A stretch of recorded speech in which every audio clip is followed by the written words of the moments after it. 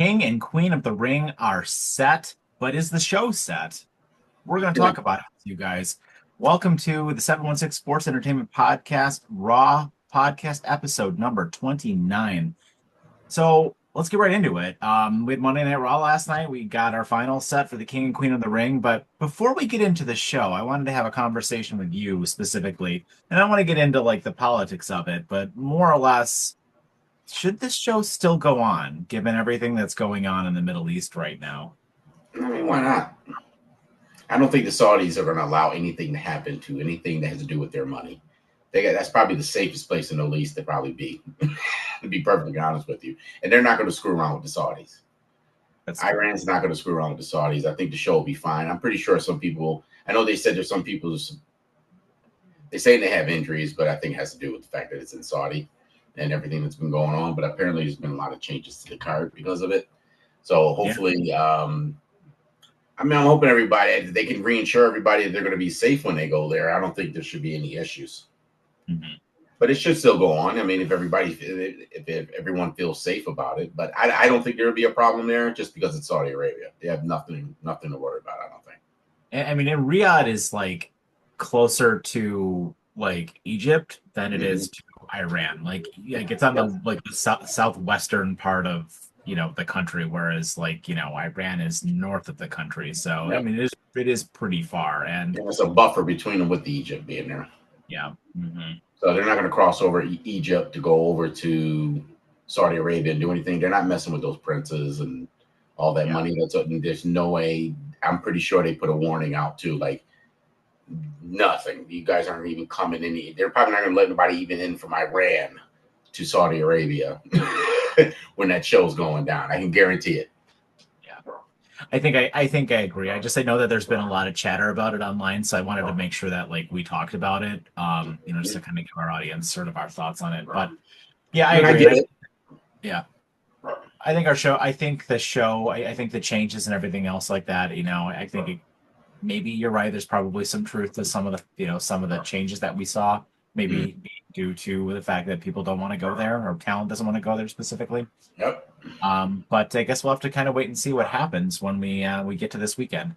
Yep. So Raw kicked off with Seth Rollins, Paul Heyman, Braun Breaker, Bronson Reed coming out to the ring. And I want to talk about this a little bit because you and I kind of were chatting about this in the group chat a little bit. Yeah. And I don't think Seth Rollins said anything here. Like anything at all. There's no new content here at all. It was like the same kind of rinse and repeat stuff from him and from his group. And it very much seems like they're trying to copy and paste the Roman Reigns thing a little bit with the bloodline. And Seth Rollins, he's a great wrestler. I think he's one of the best wrestlers in the company. He is not Roman Reigns. He does not have the charisma that Roman Reigns has. He doesn't have the presence. The what's the word I'm looking for? He doesn't have the aura that Roman Reigns had. Like Roman Reigns is an intimidating looking. He's a big guy. He's intimidating looking. Seth Rollins is not intimidating. He's a great wrestler, but for the character that he's trying to play, I'm not intimidated by him at all. And I don't think it's I don't see him and his faction as such a big deal as I did the Bloodline. The Bloodline was must see. I don't find his faction must see, but I don't know. What do you think? Yeah, I don't. He was getting a lot of credit. I was listening to some people review it, and they were saying, "Oh, this is one of the better promos that Seth's done." And I'm like, he hasn't said anything he hasn't said previously. He's just repeating exactly the same thing over and over again. So I don't know why people are give him credit for the promo. I thought the promo was just a promo. There was nothing in it that made me say to myself, "Oh, I can't wait to watch anything that has to do with this trio right now." So I don't know. Again, we've been saying this all year. WWE is having a problem on the go home shows. They're having a problem with them. SmackDown's doing a better job than Raw, obviously, in terms of promos for their PLEs, but again, I think a lot of it has to do is because there's nobody really fighting Seth. So there's no stake set right now. There's no one that they're really feuding with. You need Roman to come back to bring some interest to that storyline again. Because right now they're not focused on anybody. Think about it. There's nobody. There's a whole bunch of people that are just attacking. Yeah, it's like it's not like they're involved in any specific thing, which led right into our first match, which was Braun Breaker versus Penta. And I mean, this match was awesome because, of course, it was going to be awesome because the two guys in the ring are absolutely fantastic. But Mm-hmm. to your point, what are we doing here? Like, this is just why is Penta involved in this at all? Isn't like Penta doing his own thing with Chad Gable? Like, why did Penta come out and help them? Help them, beat these guys up when like LA Knight is involved in this and Sami Zayn is involved in this, Jey Uso is involved in this. Cody got involved last week. Like what are we doing? I don't get it. I feel like they're all over the place right now with it because I don't know. I mean, because the rumors are saying Roman's not going to come back to like SummerSlam. I'm like, I don't know Well, how much longer you can ride Seth doing this promo work to nothing. He's speaking to nobody. That's yeah, where the problem is. There's no one that this message is being directed to. So there's no stakes involved. So when I didn't understand why Penta was involved in a match with Braun Breaker, it didn't make any sense to me either. I would have thought that maybe you put Sami Zayn in a match against him or something like that. Somebody who's been involved with this storyline. Penta's just kind of like, he's just catching strays and they're just kind of throwing him in there. So I don't know if they're trying to team these guys up, Cody and Jay and Penta and Sammy. I don't know if that's what the plan is. Maybe that is their plan to team those four up. But I mean, this is like a slow draw to the storyline, and it's just you're starting to lose interest as a fan. Just in my opinion, you're starting to lose interest because there's no stakes right now. We're just watching him talk. To who? I don't know. yeah. I mean, you're right, and like it's almost like I hate the fact that like we kept on saying, like, oh, it'll get better when it leads up to SummerSlam and like when we get to SummerSlam. Mm-hmm. But now it almost kind of seems like this whole group's like situation is not going to pick up until after SummerSlam. Yep. Because like let's be realistic. Like we're not going to have a title change at Mm-hmm. all until SummerSlam. Like he's not it's super unlikely that CM Punk wins. We'll have the spoiler. We'll have our predictions for you guys this week and maybe Thursday this week. But it's super unlikely that CM Punk wins, right? There will Mm-hmm. probably be some nonsense. Maybe Seth Rollins will cost CM Punk from winning, but Mm-hmm. he's not going to cash in on John Cena. That's not going to happen. That's good. Like the main event of SummerSlam is going to be Cody Cena 2. Like it's almost like written in stone, right? And we don't know what's going to happen with Gunther, but like it seems like everything is pointing to Seth cashing in on that title, you know. Yeah. So I don't know. I just don't know where they go with it. But like I don't want to just keep continuing to wait for this dude to just have the belt so like we can actually tell stories with this guy. Yeah.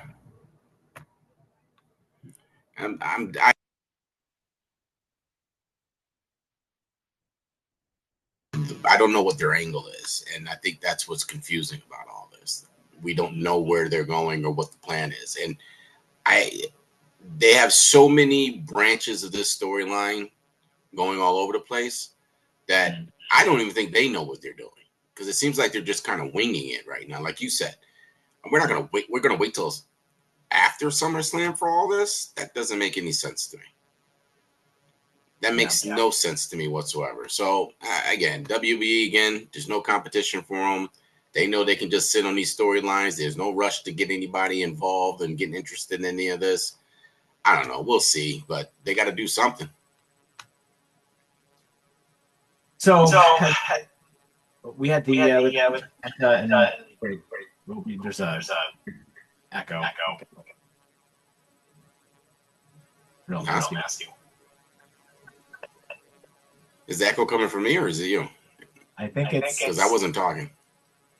oh, it's Oh, it's coming now. coming now. I'm hearing it come Come through. through. Yeah, now yours is echoing. Shit. Shit. That's the It's the worst. worst. It is. Um, Let me see. I, I don't hear one from you. Oh, How there we about go. that? You know? There we go. There we go. Quality entertainment here, folks. Yeah.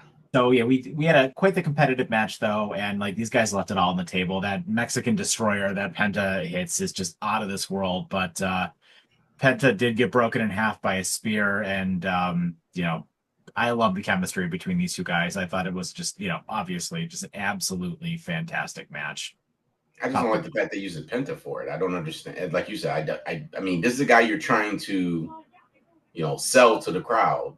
He has a following now. He has a huge reaction when he comes out. yeah, But very over. you're not doing it. And where's Ray? Where's Ray then? Isn't he injured? Hasn't he been injured since WrestleMania? No, I don't think he wrestled at what you call it. The He was uh at he was at the Worlds Collide show, but he didn't wrestle. He was just like a host. I don't know how I didn't hear anything about an injury because he doesn't really wrestle all that often. Didn't know he got cut from the match at WrestleMania, right? Because that's why they put Ray Phoenix in, and Ray Phoenix lost. Yeah, Ray Phoenix lost that match, and then that was the last time I remember seeing him in the ring, other than showing up at Worlds Collide. I haven't heard no mention that he's injured. Yeah, I don't know. Um, yeah. So we led into a pre-taped interview with Michael Cole and your boy Oldberg, and good old Bill Oldberg. Just talked about why he wanted to show up to fight Gunther. Talked about the Bad Blood show been back in last October, which is why he thought Gunther stepped over the line when Gunther threatened his family and Gunther threatened his kid and his wife and kind of embarrassed them in front of his home of Atlanta, if you will. Adopted And home, excuse you, yeah, sir. and Is that basically right? was like, yeah, because I think he's from like Iowa. But like actually, went on just about how he's going to beat the piss out of Gunther and, didn't actually say that he was going to retire, but Michael Cole kind of confirmed that later, but then also sort of hinted at like, what are you going to do if you win the belt? And he's like, I guess we'll see. So Yeah. I don't really know where they're going to go with this. I mean, I get it. I really do get why they're doing this. I really am of the mind it's just counter programming against AEW's biggest show of the year. But at the same time, who in 2025 wants to see 58-year-old Bill Goldberg wrestle Gunther? And they're trying to make it interesting, and there's nothing interesting about this. There's been no build up to it. Goldberg just shows up. Looks like he hurt his knee in the first dang on night. I mean, this guy, he can't even get out the bed without pulling some muscle now. I don't. He's almost 60. And then and why does it have to be a title match? I mean, why does it? Why are we doing that? Explain that one to me. Why is there a title match for this? Let them just wrestle. Yeah, just to give you the illusion that he could win, right? And can you imagine if we're sitting here talking on July 13th and Bill Goldberg is the world heavyweight champion? Oh,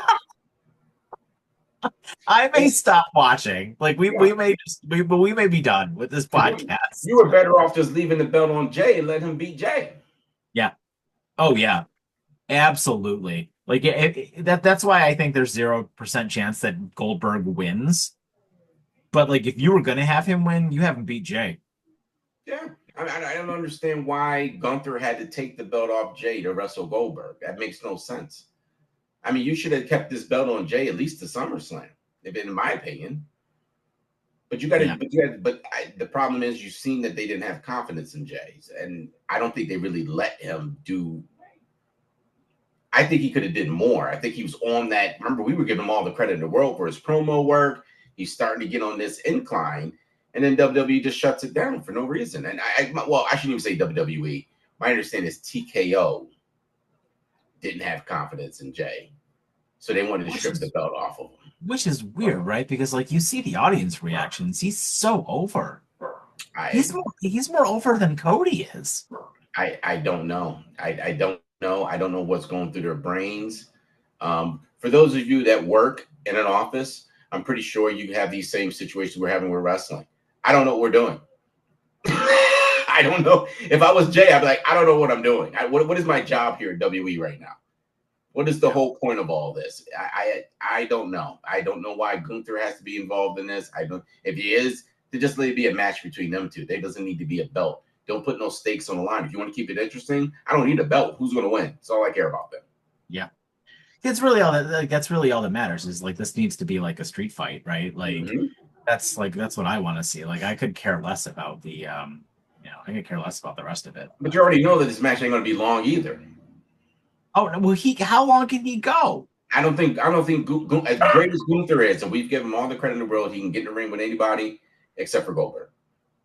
Yeah, I don't think that I think you're absolutely right. I don't know. It's going to be awful. I wouldn't be surprised if it opens the night. So backstage, Finn Balor attempted to rally the remaining members of the Judgment Day, and talked about how Liv Morgan is going to miss months of action following her shoulder injury. And this kind of got Roxanne to be a bit motivated to go out to have her match with Jade Cargill, and also noted that what's her face, Raquel Rodriguez is going to go out and he's like, go call out what's her face, Rhea Ripley, and make sure that you get your your just desserts here as well. And that happened a bit later on in the show, but it did lead into our finals for the Raw side of the Queen of the Ring for Jade Cargill versus Roxanne Perez. Now, I want to get into this. I want to get into this in two respects. One, the outcome was never in doubt. Jade was going to be in the finals, like 1,000%. Jade was going to be in the finals.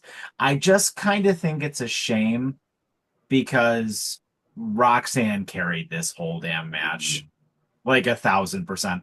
Roxanne Perez, I think like when we get to the end of the year and like we talk about who our MVPs for the year are, Roxanne Perez is going to be on my short list. Like, I mean, she's been incredible. Like she's been one of the best performers in that women's division. Mm-hmm. Yeah, she's and it's a shame that they let Jade win this one. I still think Jade has a long way to go, and I got a feeling that they're trying to rush a belt on her. I wouldn't be surprised if they try to put it on her at SummerSlam, but she's not ready. She's just not ready. I mean, the matches are sloppy still. She's not very good with the microphone still. No. I mean, the presentation of her is great. It's A+. Presentation's A+, yeah. But everything outside of the presentation, there's nothing there. There's no charisma. There's no character. It's just nothing. I don't know. I mean, is she a face? Is she a heel? The way she acts when she's doing interviews, she's almost snooty. I don't know. She's got the look, right? Like she's got that look that WWE wants in in their champions. She's built like a brick shit house, but I mean, and she just towers over everybody. She's like a foot taller than. I mean, it was obviously very apparent here because Roxanne Perez is like 4'5". Yeah. I mean, like, she's got to be well over 6 feet tall, and she just towers over people.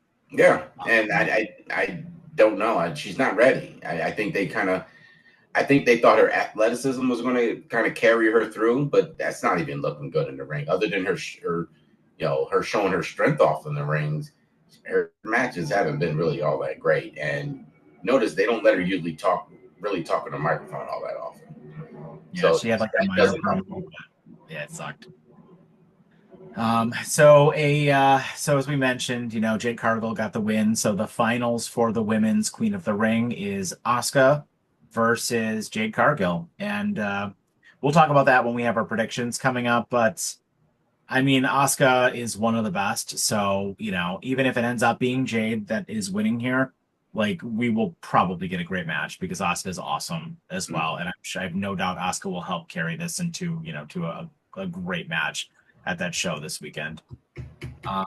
We had a fired up Gunther hit the ring to respond to Bill Oldberg, and he didn't really mince words. I mean, he really just called him out, called him a one-trick pony, and basically it was like, dude, you can't hang with me. You can't lace my boots. I'm going to destroy you, and I'm going to embarrass you. And that's pretty much all he said. Like, I mean, he was out there for like 5 minutes tops, but he just laid into him. And to your point earlier, if this is anything other than a squash match, excuse me, I'm going to be disappointed. I think Gunther needs to destroy him. Mm-hmm. Well, here's a little irony. So a lot of the promos that have been going on lately have been hitting at stuff that we've been saying about a lot of these wrestlers. Mm-hmm. So, in your opinion, do you think it's a spit in our face where they know that how we feel about like Bill Goldberg, one trick pony. Absolutely a one trick pony. They know it. We know this. Apparently, they know this, but yet they keep pushing these people out in front of us. They just keep shoving them out there. They know these people shouldn't be in the ring. Jade is not ready for the ring. Nia Jax shouldn't be in the ring. There's so many wrestlers that they've cut off some wrestlers who, in my opinion, had futures the WWE just didn't want to invest in to keep people who are just subpar. I mean, you can go down a list of people that are subpar that probably shouldn't be involved in any storylines at all. I mean, if they are, it should be little small squash matches and stuff like that. But I mean, there's so many of them. This is a prime example.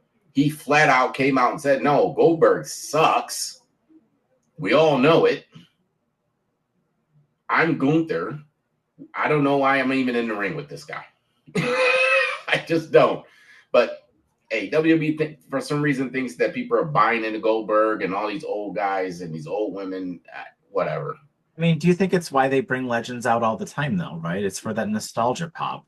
Yeah. Like it's for like, the quick little ratings bump, right? To get people talking and stuff like that. And Mhm. like, what I mean, honestly though, like, what else are you gonna do for a Saturday night's main event show, right? Thank God that this isn't like the headline of like a WrestleMania or a Royal Rumble or something like that. Put it on some show that nobody cares about. And I've said this now for about a month and a half. This is 1000% to counter program against AEW's stadium show. This is absolutely the only reason they're doing it, because you know what? Wrestling fans don't give a crap about Bill Goldberg, but you know who gives a crap about Bill Goldberg? If my parents were still alive, my dad would have, right? You know what I mean? My dad would have known who Bill Goldberg was, because Bill Goldberg was wrestling when I was like 6 years old, and spoiler alert, I'm in my 40s, So like, yeah, I mean I think those are the kind of people that they're kind of trying to get to tune in, especially to an NBC show of a Saturday night's main event that's going to be on free basic television for everybody to watch. I think that's why they're doing it. Well, also don't forget now, you know, I watched Bill Goldberg. I saw his debut in WCW. I mean, I'm in my late 40s, damn near 50. So I seen him wrestle. And if you've seen him wrestle back then or what he could do in the ring, because he wasn't the greatest wrestler back then. He was just No. really intimidating looking. The way they presented him was top notch. If you've seen him back then and then you're gonna watch him today, you're gonna be like, there's no way. No, I'm not watching this. This is not the Bill Goldberg of old. And I know that, once you're getting older, obviously things aren't the same no more, but he can't do any of the stuff he used to do. No, I mean, and the nail in the coffin, the nail in the coffin should have been that Saudi match against The Undertaker. Like Mm-hmm. that disaster of a match where like Undertaker looked visibly pissed off at Yep. the end of that match. Like he Yep. was literally in the ring rolling his eyes. Like, Yeah, because you got this moron gives himself a concussion yep. before he gets in the ring. Like Bill, it's wrestling. I don't know why you're banging your head into doors and tables. And why are you doing this still? You're almost 60. This fool better not come out there banging anything this time. You better, if they need to, just so they can get through this match, put him in a wheelchair, push him down the ramp, let him roll to the ring, let Gunther pin him, and let's just get this over with. Seriously. Like I said, the title doesn't mean, we all know he's not winning this title off of Gunther. If he does, I you're hope going to not. see the backlash WWE is going to receive because you took it off Jay to put it on Gunther for Gunther to lose it right after that to Goldberg. It better not happen. And if I was Jay, I'd sue WWE. Certainly give some merit to your boy Rikishi and everything he's been saying online. Oh man, he's been going off, but he's got every right. He's got every right. And as much as we were, against Jay for that, from his past history of being in the ring, but his work he's been doing as of recently up to WrestleMania has been great. I think WWE once again has their people that they want to focus on. They can give a crap what the fans think, which they've done to us numerous times, even under the Triple H regime. They can give a crap about what the fans think. They're just going to keep plugging in people that they think they're going to get over on us. But because people are going to watch anyway, they don't care. Nobody's going to turn AEW on regardless. Yeah, that's true.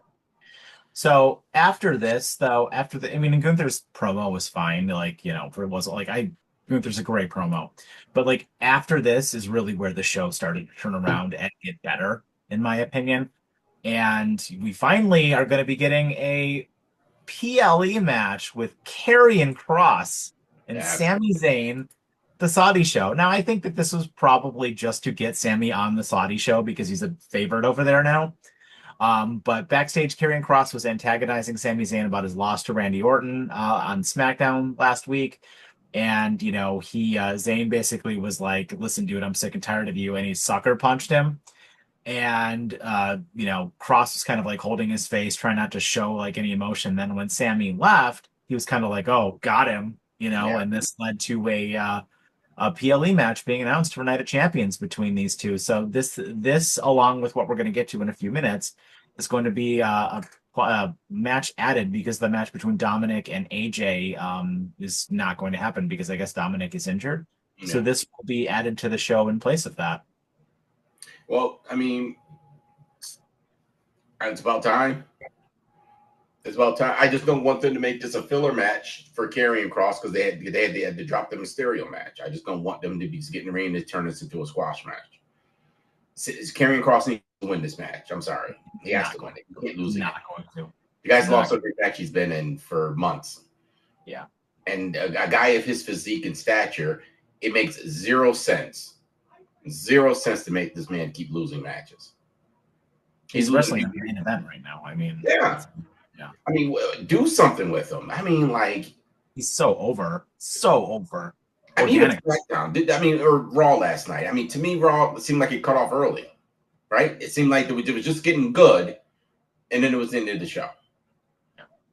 I mean, they're doing a bad job of pacing. I don't know what they're. I don't know. The weeks into these PLEs have just been bad since WrestleMania. Back in the arena, Becky Lynch and Bailey were in the ring. They obviously got their entrances, although Becky kind of got like half an entrance. It might also be like the way my ads were kind of timed up, but it seemed like Becky only got like half an entrance. But regardless, this match was great. I think Becky and Bailey, they showed why they're, the top of the card for both the women's division. And obviously, this was going to kind of end in a DQ as it did. Lyra was, talking with Bailey before the match started and, kind of made note, look, I'm apologizing to you for like getting in your face last week about this. And, Bailey was like, look, you're going to be my first challenger when I beat Becky for this title. So, Becky and Bailey, they went out and they had an awesome match. Bailey hit a wild Bailey to belly on her and then also hit her with the manhandle slam and almost picked up the win with that. But Becky ruled out. Lyra got herself involved and obviously caused the disqualification, which allowed Becky to retain. I think this is very, very likely going to lead to a triple threat at the all women's PLE in a few weeks. No, absolutely. They already lined it up. I just didn't understand why you bother having this match. I mean, the Lyra thing didn't make any sense for her just to jump in the ring and start beating the hell out of Becky and causing a DQ for Bailey. I mean, there's other ways they probably could have went about it. But yeah, I mean, you got three good wrestlers in the ring. I think it's a perfect match for Lyra to get into with two very seasoned women. I'm pretty sure they're going to teach her how to get her spots because she's still learning too. And I mean, in my opinion, you should push her and Vicar and them over Jade right now. In my opinion, I don't think anybody else. Right, I think Jade should be, if the speaker. You went through the names. You have Lyra, Vicar, what's her face, Julia, and Roxanne. I mean, in my opinion, Jade is fifth on that list right now. I think the other four women are much better than her. But the presentation for Jade was pushing her in front of the camera. So I don't know, but this was an all right match. It was a good match. I just didn't understand the Lyra thing, but it was a good match. I mean, it's been a long time since we've seen them two in the ring together. Yeah. And you forget how good, the four horsewomen are in WWE and how I mean, honestly, I'm going to be honest with you. This might be a hot take for some of you guys out there, but I don't understand why the Bella twins are being considered these symbols of women wrestling for WWE, because technically women's wrestling didn't pick up until Becky and all of them came in. It's true. It was still bad wrestling in the women's division when Bella and them were there. So what? You know, they were on TV, they were in the pay-per-views, they were getting a few more matches in there. But truthfully, those two women that were in the ring this week, yesterday, they're the reason why the women's division is the way it is. They're the reason why women's wrestling is become what it is today. Because of them, they should be the ones be showcased on that evolution, not the Bellas. They didn't do anything. I mean, the Bellas didn't do anything. They were bad wrestlers, terrible microphone people. But Stephanie had a thing of trying to get women wrestling put on the pedestal, and she shoved them two in front of us. I mean, they were just comedic acts back when they first started coming, when they were first in WWE. Nobody cared about the Bella. They were just, two hot chicks, that happened to be twins. And then they turned them into a little sister tag team. And they weren't the ones that pushed this evolution. These women were the ones, and they should be getting credit. As much as I don't like Charlotte, she's one of them too. She helped push the women's division to the forefront in the WWE, and I just think the credit goes to the wrong people. One of the things I always say about Bayley, and I said this when we did our top 5 women's wrestlers, Bayley's selling. Bayley sells better than anybody. Everybody Bayley gets in the ring with, she makes them look like $1 million. She really does. I can't think of any female wrestler that sells like Bayley does. Rhea does. Rhea's another one, but Rhea's at the top of the card for a reason, But Bayley, I love her. She's so good in the ring, like completely to your point about being just a pillar of that women's division. They should get more credit for it. They should be paid because of that too. I think you're wasting your money with the Bellas. Give those women another bump in their checks, because they're the reason why that evolution is going to play. Yep. So Raquel Rodriguez, as we mentioned, cost Rhea Ripley her spot in the Queen of the Ring tournament a couple of weeks ago. So Mommy came out to return the favor.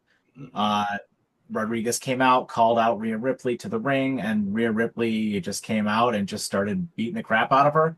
Pulled out a table, attempted to put Raquel through a table, but Roxanne came down for the save, and Roxanne helped Raquel put Rhea through a table. And, Raquel helped her up, and they went back. They left out together. It's kind of furthering the discontent there in the Judgment Day, but then also leading to a street fight match between Rhea Ripley and Raquel Rodriguez for Saturday's PLE. So a lot to unpack there, but I think that's great. Getting Rhea on the card, that makes a lot of sense, and you get something for Rhea to do for a little while. But also I love that they're sewing the stuff between Roxanne and Liv. I think that's great. And when Liv comes back, it's going to be a lot of fun. Yeah, they're lining that up beautifully. We can see where that storyline's going.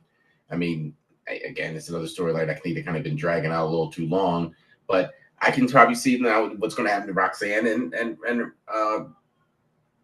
Raquel are going to end up being the tag team. I'm telling you, they're going to wrestle the Bellas. That's probably what's going to happen at Evolution. And they're gonna drop those tag belts, and that's going to further cause Liv to be pissed off about it. Yep, I think that's genius. I like that a lot. That was the whole point of her coming out in that match, to help her out, so they can line them two up to be the new tag team champions.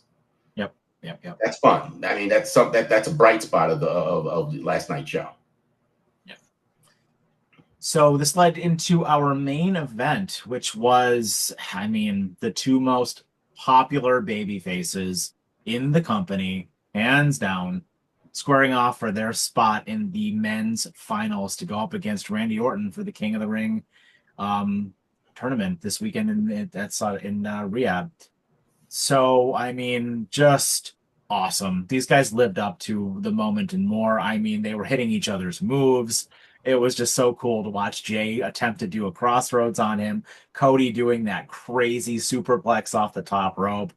I don't think there was ever kind of a doubt here after Sammy lost that Cody wasn't going to get the win here. I think it kind of makes a lot of sense for Cody to get the win, because you're going to have Cody's probably going to win on Saturday against Randy Orton. It makes more sense to not have Randy challenge Cena again. But with that said, I think it's absolutely going to set up a program between Randy Orton and Cody Rhodes, which is the direction it needs to go. And then Mm-hmm. you have Randy Orton be the one to take that belt off of Cody again, Yep. right? And then Yep. you've been saying for a while to get Randy Orton to whatever it would be 15 or 16 to get him up there with Cena, right? Mm-hmm. I think it's genius, but I can't say enough good things about this match. And like, y'all have heard me numerous times gush all over Cody Rhodes because he's just absolutely one of my favorites. But yeah, this match was awesome. I mean, totally worthy of being a TV main event. And this, the men's version of this tournament has been spectacular. Yeah, and then once again, hats off to Jay. You did another good match. I mean, it was a great match between you and Cody. Cody, again, that's what he's another one. You got to give credit to Cody because Cody is selfless.